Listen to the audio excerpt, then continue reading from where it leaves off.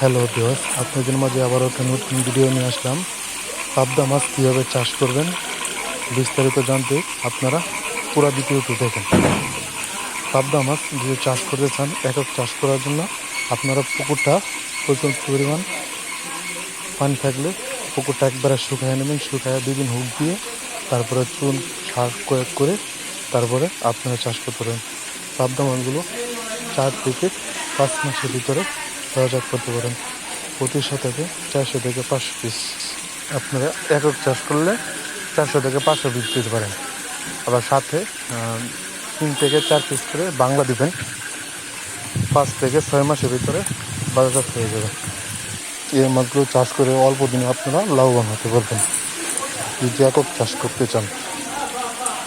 এটা হলো 1 কেজিতে 2000 পিস। আমাদের কাছে আরও বিভিন্ন সাইজের যে কোনো ধরনের মাছের পোনা রয়েছে, বড় এবং ছোট। আমাদের ফ্যাসারিতে সরাসরি যোগাযোগ করেন। আমাদের ঠিকানা ভালাতলিকাল ময়মনসিংহ। আমাদের হ্যাচারির নাম জমজম মৎস্য হ্যাচারি অ্যান্ড নার্সারি। আমাদের সাথে সরাসরি যোগাযোগ করুন।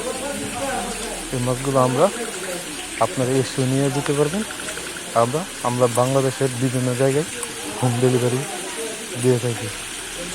দেখেন যে মাছ কত সুন্দর, দেশি পাবদা মাছের পোনা, নতুন বছরের নতুন মাছের পোনা।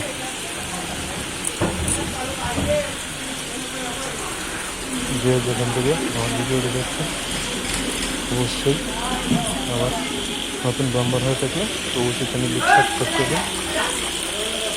দেখেন যে কত সুন্দর, এটা আমাদের নিজস্ব হিসাবে আমরা বিভিন্ন জায়গায় হোম ডেলিভারি দিয়ে থাকি।